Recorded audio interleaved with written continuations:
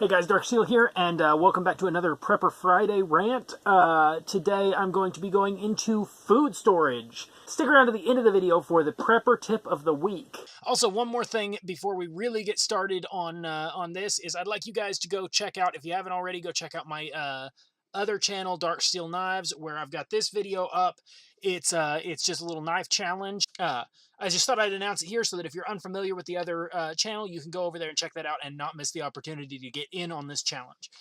Okay, now let's seriously get into the Prepper Friday rant. Okay, so the first thing we have here is from restoringamerica.com. I will put the link in the description as usual, but this is what I actually have printed out, a version over here, which is, and we're just going to focus on this top part. It says 1-year food and water supply guide, suggested amounts of basic foods and home storage per adult for 1 year. Okay, so basic food storage: grains 300 pounds, legumes 60 pounds, powdered milk 16 pounds, cooking oil 25 pounds, sugar or honey 60 pounds, salt 8 pounds, water 14 gallons, and this is actually only for a 2-week thing because storing water can be a bit of a difficult thing to do. Fruit 185 pounds, vegetables 185 pounds, cooking essentials 8 pounds, meat and meat substitutes 20 pounds per person. I eat way more meat than 20 pounds a year. I think. I don't know. It seems like. I haven't actually done the calculation, but 20 pounds seems light. Auxiliary foods doesn't, and spices, it doesn't have anything for it, and that's because it goes into that a little bit further. And like I said, I will link this in the description, and you can go scroll through this yourself and figure out what's going on here and what all these numbers are about and everything. But I'm using this as the basic standard for just kind of an idea. I'm not going to stick directly to this. I'm going to expand on it a little bit myself and everything like that. And I suggest that you do something similar, that you find a way that works for you. But this is the basic, like, what you need. And you can base your 1-year storage on that. Now let's go back over here for a minute. Sitting right here on my desk, I've got a binder that I printed a bunch of this stuff out on, put it in a binder together, and so I've got a hard copy. Do not trust your prepper plans to the faulty digital era. Make sure that anything that you're going to need, you have a hard copy of in real life, so that if all else fails, you've got a tangible thing you can still hold, something that you can still look at when the digital era climbs right back up its asshole. So why are we talking about 1 year's worth of food storage? Because that is the kind of the standard for what we're supposed to be gathering on most prepper plans. Is 1 year's worth of food is just kind of like the basic, you're supposed to do this, that I've heard. I've heard a lot of people say that. Having that said, there's a few big things that I'd like to point out. First off, those meal kits, like the ones that come in the big tubs, and MREs and stuff, in my opinion, that's a huge waste of money and a huge waste of storage space. You can do better than that if you do your research. MREs were invented with a legitimate purpose, which is, military. But I think a lot of people like to pretend they're in the military, like to feel like they're soldiers in their own right, and like to feel like they're living the military lifestyle. But I think just playing something to make you feel better, to make you feel good about yourself, isn't really a prepper plan so much as just a game you're playing. So be who you are for real, and don't let logic slip by because it doesn't fit into the aesthetic of who you want to be.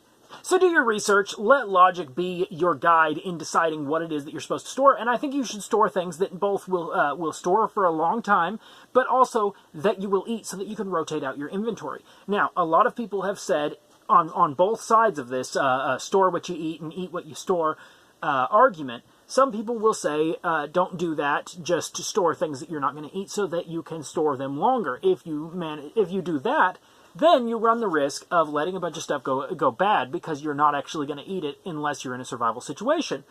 But if you are storing stuff that you eat, some people will say that you run into the risk of eating your store.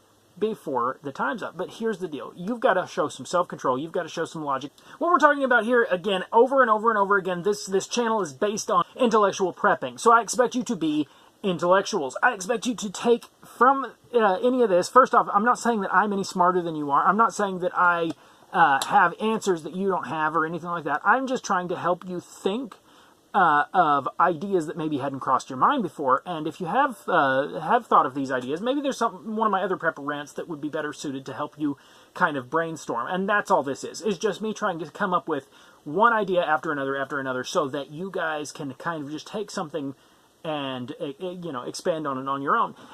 So as far as the whole argument of eat what you store and store what you eat, that kind of philosophy, I absolutely agree with it. I believe that you should eat what you store and store what you eat, but I don't think that you should store a bunch of crap because that's what you eat. I think you should change your dietary habits to be what is more viable. I think you should change the way you currently eat to match what makes the most sense, not only for your own health, but for the storage capacity that you have.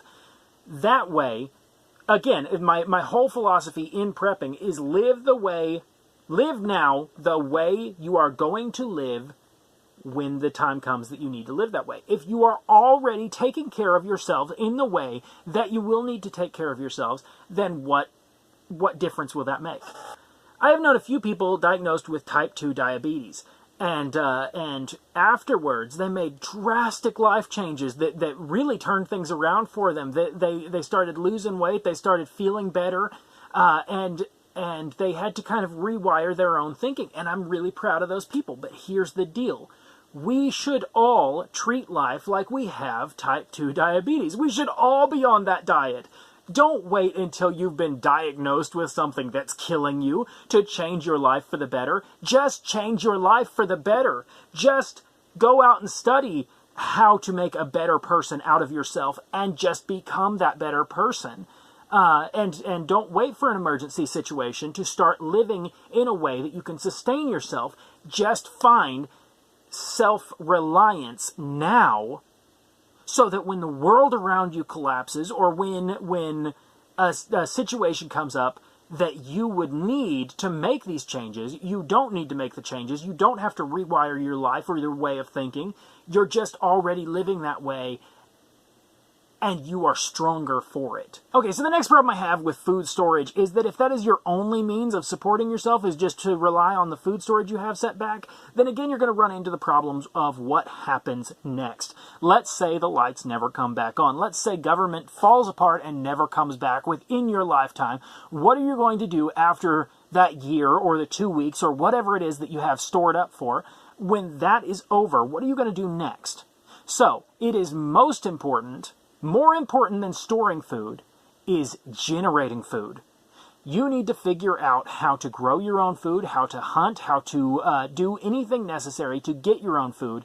And again, if you just start living that way now, if you eliminate the grocery store from your daily life and just start living off of the land, just start allowing yourself to maintain yourself, then sure, still go to the grocery store, because maybe you don't know how to make Doritos. Maybe you don't know how to make the junk food that you want, and you still want that junk food. Go for it. But if you learn how to take care of your basic essentials first, then all of that money is luxury money. Now, again, we'll go back over to the type 2 diabetes thing. Walk a thin line there. With great power comes great responsibility. So I've ranted for a while on this now, and I hope you enjoyed it so far, and I hope that my thinking has helped you out in some way. And if it hasn't, then you know, good on you. And if you have more thoughts on this that I didn't cover, or you want to correct my thinking on something or anything like that, let me know in the comments below. But before we go off into that, let's go ahead and go over to the Prepper Tip of the Week. Hey guys, so where am I right now? I'll never tell. And that's my Prepper Tip of the Week. Just as good fences make good neighbors, good secrets make good preppers. If you'll notice, going through my Prepper Rants, some of my subjects are a little repetitive, and the overall theme is very vague. This is because if you're giving away all of your prepper plan, if you're showing everybody everything, then you don't have a prepper plan. I watched a lot of the show Doomsday Preppers, and I have seen a recurring theme over and over and over again. They've got their little score system. You can get 100 points if you do really, really well. I'd give you an extra 200 points if you told them that it's none of their business and didn't go on their show. I guess we'll never hear about you, and good job there. Because when you share the entirety of your prepper plan, when you show everybody your cards, then those who don't have, whose plan it is to take, see you as a mark. They know that you are a target, and they know in-depth information. And yeah, you might say, well, those people held back a lot. I can tell you, I can find some of them on Google Maps. Like, I could. Not going to. Don't have any interest in it, because I have my own. But not a solid plan on their part to show off everything they've got. So, my prepper tip of the week is, don't let everybody know what you've got. Because there are people out there that want to harm you. You can trust some people. Don't trust everybody. Okay, so that's all I've got for today. Thank you so much for watching. I hope you enjoyed. If you didn't, let me know and hit that dislike button. And if you did, hit that like button. And tell me what you think in the comments below. Tell me if I messed up something. Let me know anything and everything that you want to let me know. And I am here to start a community. And if you are already a member of that community, I'm very happy to have you. And if you're not, please hit that subscribe button and become part of this community. But also you can go check out Dark Steel Knives and join that community as well, where I do Community Tuesdays and give certain people shout outs based on who subscribed to me and who I like the best. So that's all I got for you. Thank you so much. Yeah, that's it.